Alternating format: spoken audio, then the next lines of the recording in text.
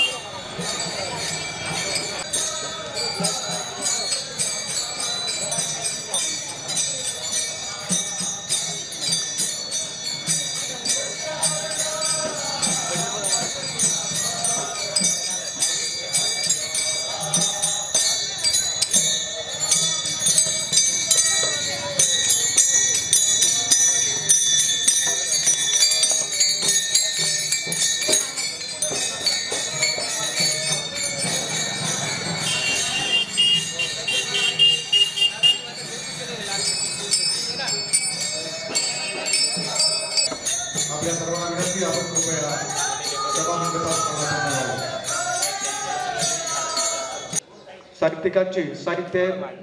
साहित्यिकांना साहित्य संस्थेने पाठबळ दिले आहे.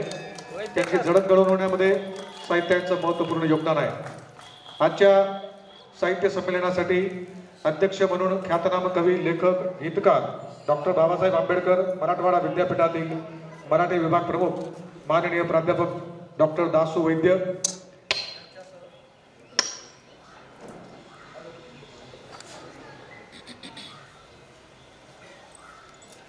आजी इकडे बघा, समोर बघा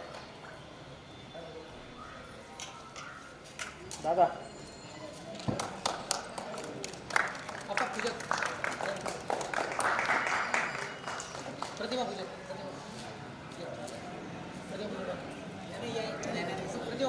प्रतिमा पूजा.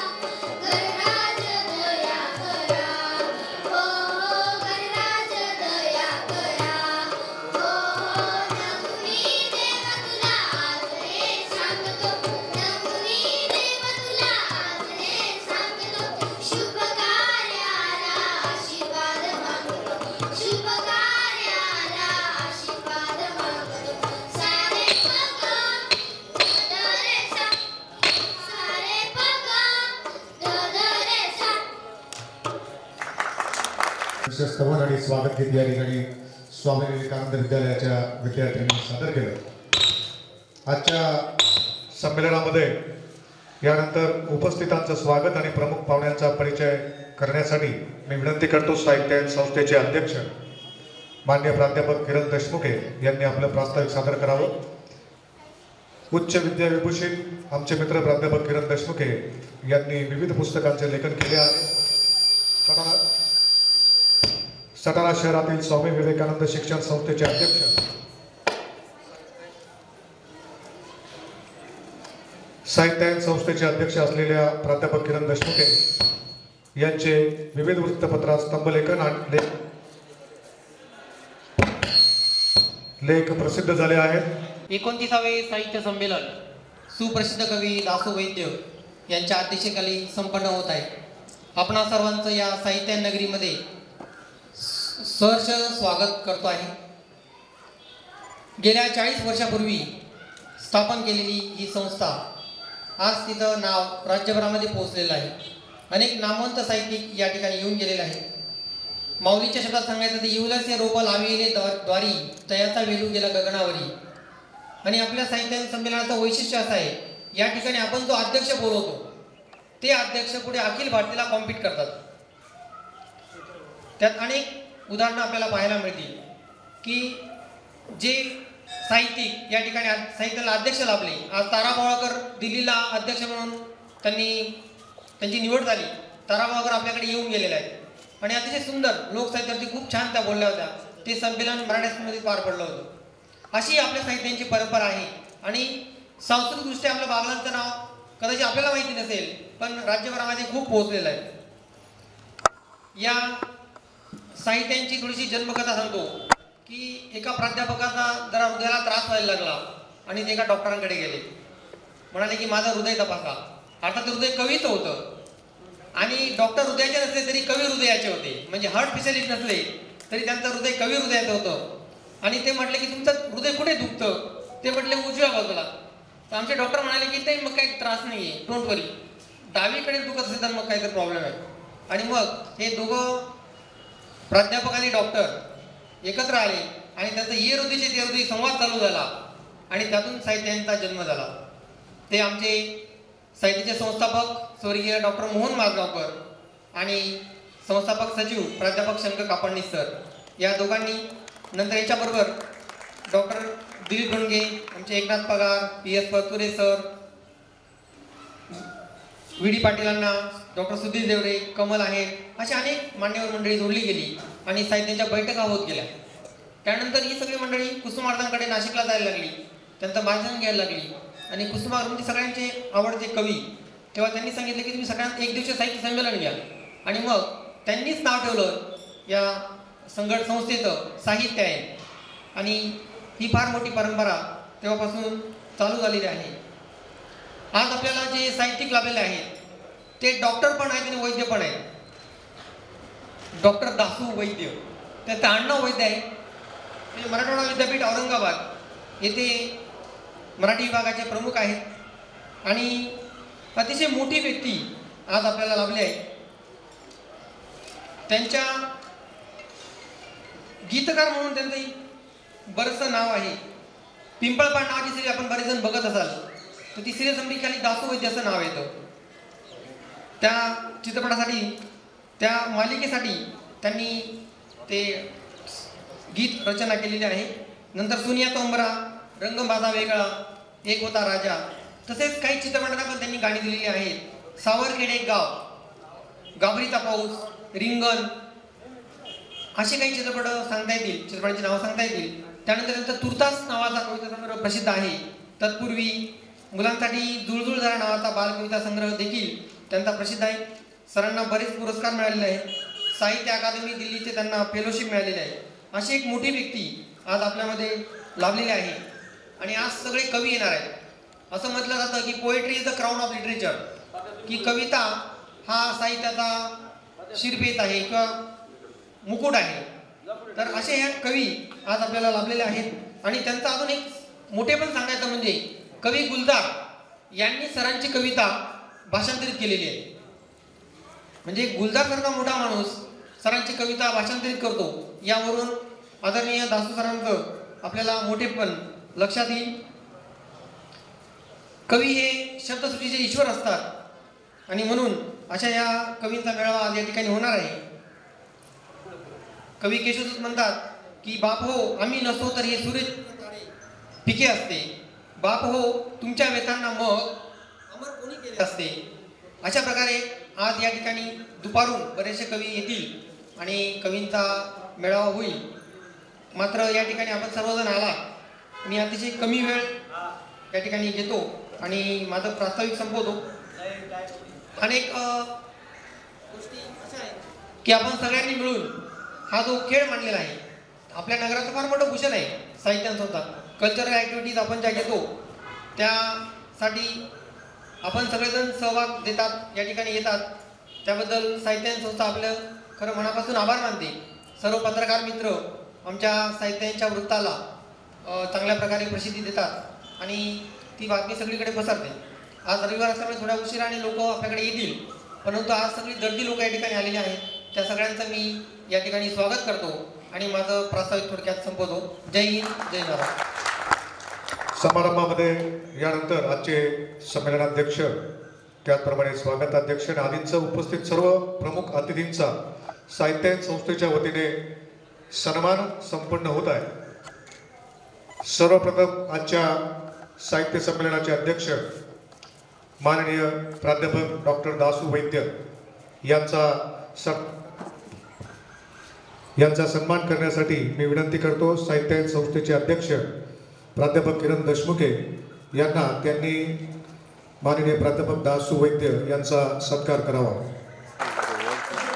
म्हणून कार्यरत असून मराठी विषयावरील PhD पर्यंत शिक्षणासोबत कविता, ललित लेख, एकांकिका, बालसाहित्य, नभोनाट्य, स्तंभलेखन, गीतलेखन,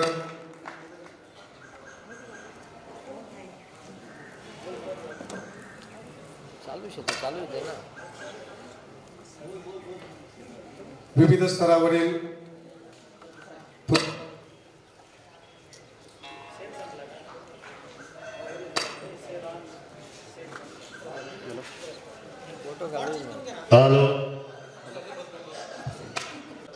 आपल्या नगराध्यक्ष पदाच्या कार्यकाळात सटाणा शहरवासियांच्या दृष्टीने जिव्हाळ्याची असलेली पुनर् पाणीपुरवठा योजना पूर्ण केली.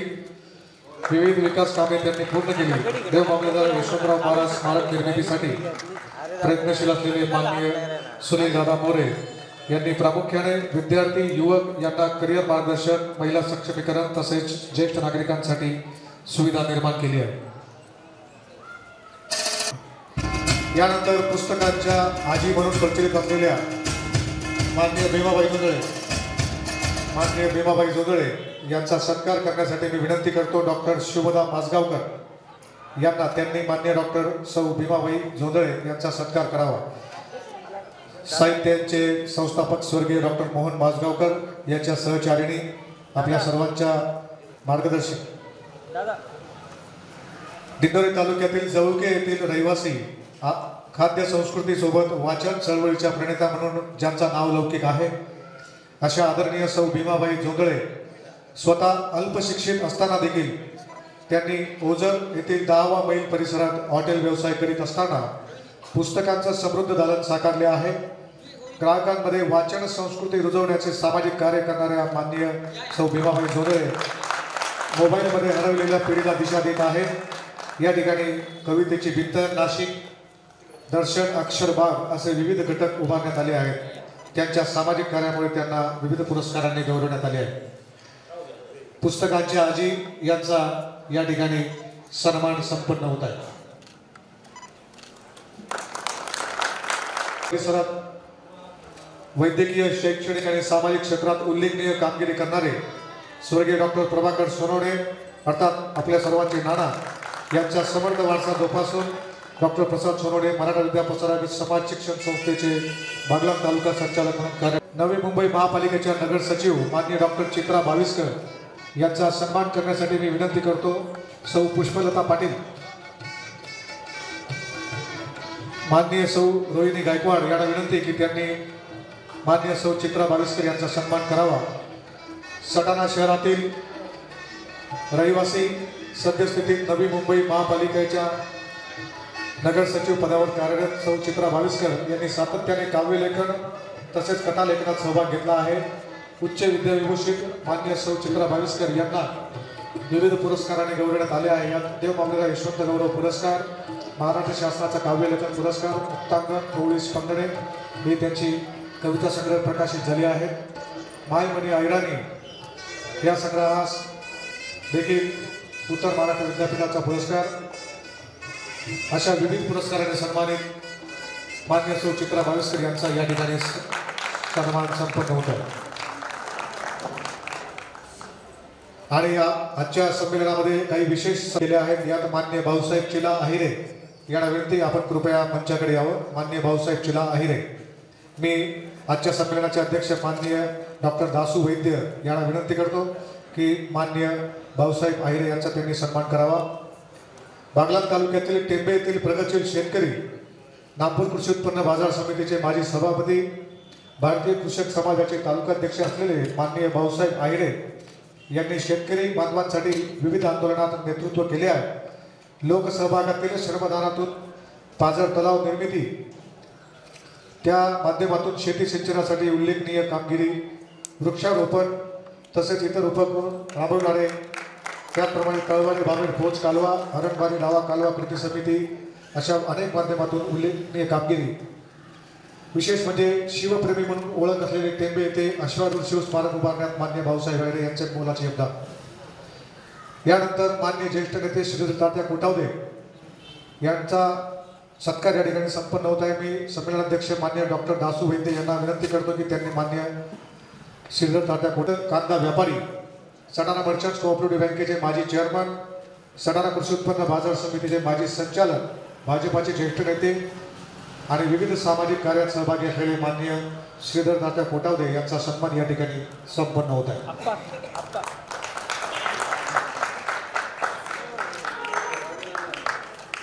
त्याचप्रमाणे देव मामलेदार श्री यशवंतराव महाराज देवस्थानचे अध्यक्ष, आपल्या सर्वांचे मार्गदर्शक मान्य बालचंद्रप्पा बागड यांचा देखील या ठिकाणी सन्मान संपन्न होत आहे. मी आजच्या संमेलनाचे अध्यक्ष माननीय दासू वैद्य आणि सर्व मान्यवरांना विनंती करतो की त्यांनी माननीय बालचंद्रप्पा बागड यांचा सन्मान करावा. देव मामलेदार श्री यशवंतराव महाराज देवस्थानच्या माध्यमातून महाराजांची कीर्ती सर्व दूर पोहोचवण्यामध्ये आदरणीय आप्पा आणि त्यांच्या सर्व सहकार्यांचं मोलाचं योगदान. यानंतर विशेष सत्कारात आयनज वृत्तवाहिनीचे संपादक आमचे मार्गदर्शक मान्य देवेंद्र वाघ यांचा सन्मान या ठिकाणी संपन्न होत आहे. आजच्या संमेलनाचे अध्यक्ष मान्य डॉक्टर दासू वैद्य आणि सर्व मान्यवरांना विनंती, आपण कृपया मान्य देवेंद्र वाघ यांचा सन्मान करावा. विविध वर्तमानपत्रात पत्रकारितेच्या अनुभवानंतर आय न्यूज मराठी वृत्तवाहिनीच्या माध्यमातून जनमानसात नावलौकिक निर्माण करणारे मान्य देवेंद्र वाघ, आय न्यूज वृत्तवाहिनीद्वारा महाराष्ट्र शासनाच्या कामकाजामध्ये महाराष्ट्र शासनात उल्लेखनीय कामगिरी करणाऱ्या प्रशासकीय अधिकाऱ्यांचा देव मामलेदार यशवंत गौरव पुरस्कार म्हणून सातत्याने ते गौरव करतात. माननीय देवेंद्र वाघ यांचा या ठिकाणी सन्मान संपन्न.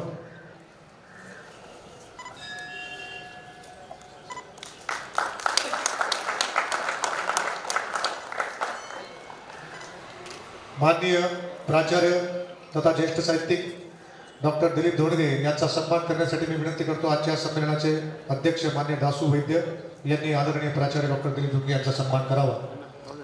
Marathi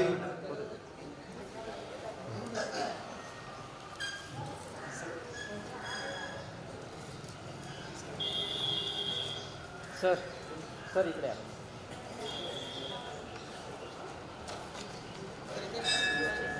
sir sir sir sir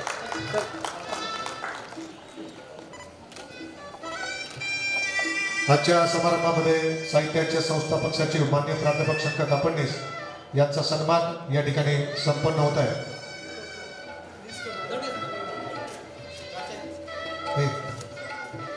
मान्य शेतकरी संघाचे सभापती प्रल्हाद दादा पाटील यांना विनंती करतो की त्यांनी आदरणीय प्राध्यापक शंकर सन्मान केला जाणार आहे. तात्या तात्या या पण नारळ द्या. बागलाण तालुक्यातील वटार येथील महात्मा फुले सार्वजनिक वाचनालयाच्या सहकार्याने कृपया मंचाकडे यावं.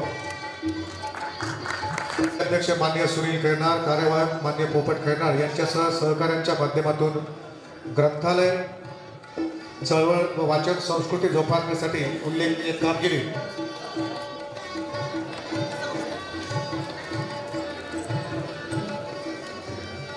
या ठिकाणी सत्कार समारंभानंतर स्मरणिकेचे साहित्यायन संस्थेच्या स्मरणिकेचे प्रकाशन करण्यात येत आहे. साहित्यायने या स्मरणिकेचे प्रकाशन आणि मान्य सौ रोहिणी गायकवाड यांना देखील मी विनंती करतो की आपण कृपया मंचावर यावं. या ठिकाणी साहित्यायन संस्थेच्या स्मरणिकेचे प्रकाशन संपन्न होत आहे.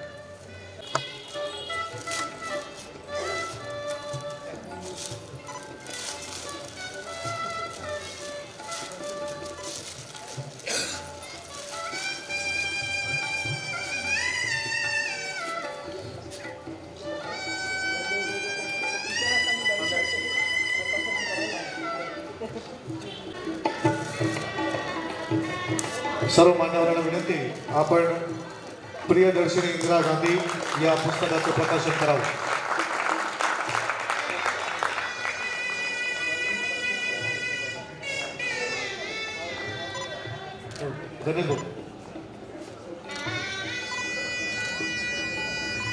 या ठिकाणी प्रियदर्शिनी इंदिरा गांधी तयार करण्याचं जे काम होतं तेव्हा अध्यक्षांनी मला सांगितलं की मॅडम तुमचे पुस्तकं झालेले त्यामुळे तुम्ही ही स्मरणिका करण्याचं काम करा. आणि त्यावेळी मला एक प्रकारचा खूप आनंदही झाला आणि एक प्रकारची भीती निर्माण झाली की एवढी मोठी संस्था आणि हिचं संपादन करण्याचं काम आपल्या हातून पेलवेल की नाही. परंतु माझी या अगोदर 3 पुस्तके झालेली आहेत आणि पुन्हा मी एक शिक्षिका हा पण अनुभव आणि हे साहित्यांचे अध्यक्ष सचिव आणि माननीय कापडणी सर धोंडगे सर यांनी दिलेली उभारी त्यातूनच मी ही साहित्यानी संपादित करण्यात यशस्वी झाली आणि त्यामुळे त्यांचं मी खूप ऋणी आहे. तसंच सटाणा साहित्य यांचे संस्थापक आणि अध्यक्ष स्वर्गीय डॉक्टर माजगावकर दादा त्यावेळी ते अध्यक्ष पहिले अध्यक्ष होते आणि त्यावेळी सचिव माननीय कापडणी सर होते आणि त्यांचे तत्कालीन मित्र यांनी जी एवढी मोठी संस्था स्थापन केली आणि त्याचीच फळं आज आपण सर्व चाकतो आहोत आणि त्यामुळे त्या सर्वांचं आपण ऋणी आहोत आणि त्यामुळे त्यांना वंदन करणं हे आपलं आद्य कर्तव्य मी मानते. तर साहित्याने जी ही असते तर हिच्यात सर्व त्या वर्षाचं त्या काळचं सगळं सामाजिक लोकसाहित्य सगळं चित्र उभं राहत असतं आणि त्या साहित्यामधून आपल्या सर्व नवलेखकांना साहित्यकारांना एक मार्गदर्शन मिळत असतं आणि त्यामुळे ही साहित्यानी म्हणजे एक महत्त्वाचा दस्तावेज असतो आणि आपली ही सटाणा साहित्यानी जी आहे हिचं दरवर्षी अतिशय चांगल्या प्रकारे तिच्या सौंदर्यात भर पडत आहे आणि ती चांगली आपल्यापुढे सादर करताना आम्हाला विशेष आनंद आणि सार्थ अभिमान वाटतो आहे. तर बघा हे जे वर्ष आहे 2024-25 हे राज्यघटना अमृत महोत्सव म्हणून देशभर साजरे होते आहे. घर घर संविधान हा उपक्रम राबविला जात आहे आणि त्यानिमित्ताने शासन स्तरावरून शाळा कॉलेज सर्व शासकीय कार्यालय इथं प्रास्ताविकेचं वाचनही होतं आणि मराठी हिंदी इंग्रजी यातून ही पुस्तिकासुद्धा सर्वीकडे दिली जात आहे. त्याचा उद्देश की संविधानाचं जे आपली भारतीय संविधान आहे हा अतिशय महत्त्वाचा दस्तावेज आहे आणि तो सामान्य नागरिकांपर्यंत पोहोचावा, त्याचं मूल्य सामान्य नागरिकांनी स्वीकारावं हा त्यामागील हेतू आहे आणि अशाच प्रकारचं मूल्य आपल्या सगळ्या साहित्याने करण्याचा एक प्रामाणिक प्रयत्न केलेला आहे की आपलं जे मूल्यधारित साहित्य त्यातून निर्माण व्हावं आणि अशा पद्धतीचं साहित्यिकांनी लिहावं. आणि या साहित्याच्या निमित्ताने हे मागच्या वर्षीच साहित्य संमेलन काही कारणास्तव झालं नाही, परंतु यावर्षी आम्ही जे ही साहित्याने निर्मिती केली त्यात ज्या मागे कविता आलेल्या होत्या त्याच कवितांचा आम्ही इथं उपयोग केला आणि त्यातूनच कविता निवडल्या गेलेल्या आहेत. जाणकारांनी त्याचं परीक्षण केलेलं आहे आणि त्यातून 4 कविता ह्या बक्षीसपत्र ठरलेल्या आहेत. आलेल्या सर्व कवितांचं आम्ही स्वागत करतो, अभिनंदन करतो आणि ज्या निवडलेल्या कवितांचं आहे त्यांचंसुद्धा विशेष अभिनंदन करतो. साहित्याने निर्मितीमध्ये सर्व साहित्यिक मंडळ आणि सर्व वरिष्ठांनी अतिशय चांगल्या प्रकारे अनमोल सहकार्य केलं. त्याचबरोबर मुद्रण सुबक आणि सुंदर करण्यासाठी सुद्धा विजय प्रिंटर्स यांनी खूप मदत केली, त्यांची मनापासून आभार. तसेच साहित्य संस्थेवर प्रेम करणाऱ्या सर्व रसिक प्रियजनांचे, जाहिरातदारांचे, बंधू भगिनींचे यांनी तनमन धनाने आपल्या संस्थेच्या पाठीशी उभे राहिले आणि यशस्वीता दिली.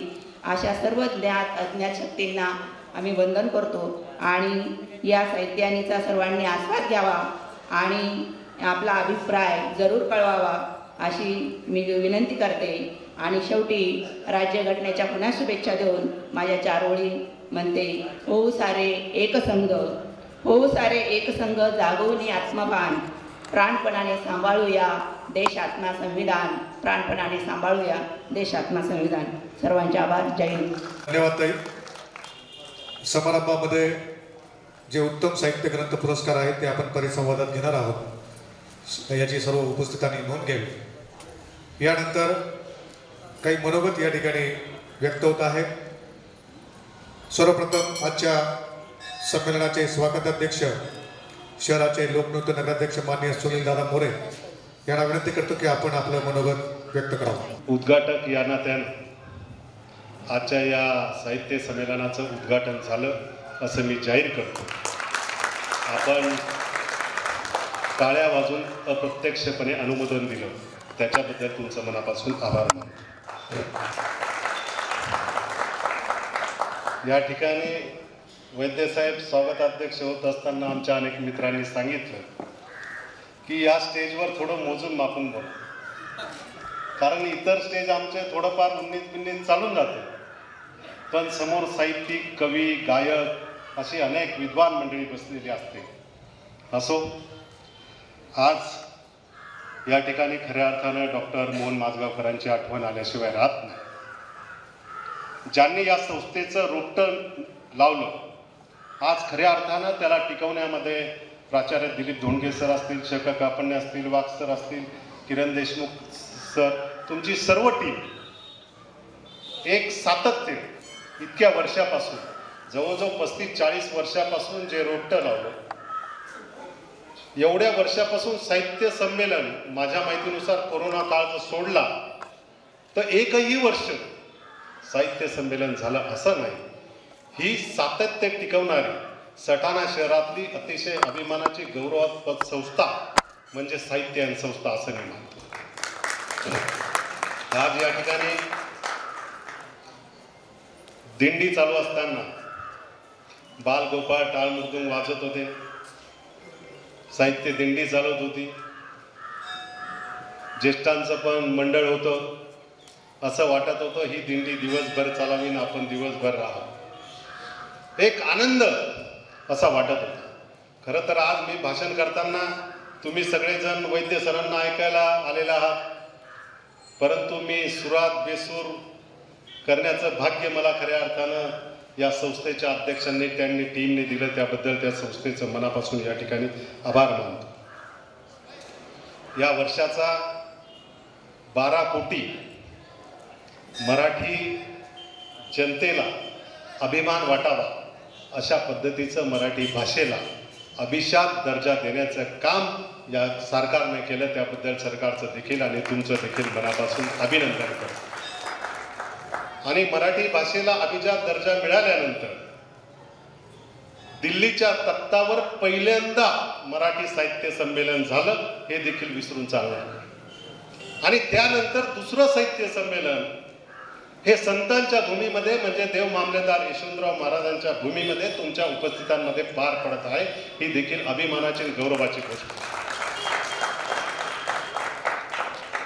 परकीय लोकांचं ज्यावेळी या देशावर आक्रमण होतं त्यावेळी देखील मराठीवर आक्रमण करण्याचा प्रयत्न केला, मराठी भाषा दूषित करण्याचा त्यांनी प्रयत्न केला, परंतु एक राजा असा होऊन गेला, ते म्हणजे रयतेचे राजे छत्रपती शिवाजी महाराज, की त्यांनी त्यावेळी शेकडो वर्षापूर्वी राज्य कारभारामध्ये संपूर्ण मराठीच पाहिजे अशा प्रकारचं कृती केली। आणि त्या राज्य कारभारामधून पारशी शब्द असतील, अरबी शब्द असतील, ते सर्व शब्द काढून टाकले आणि मी देखील मराठीवर प्रेम करतो, मराठी भाषेवर प्रेम करावे, जनतेने देखील प्रेम करावे, असं छत्रपती शिवाजी महाराजांनी खऱ्या अर्थानं आपल्याला या ठिकाणी शिकवलं। आज अनेक लोक म्हणतात मराठी भाषेचा जन्म कधी झाला।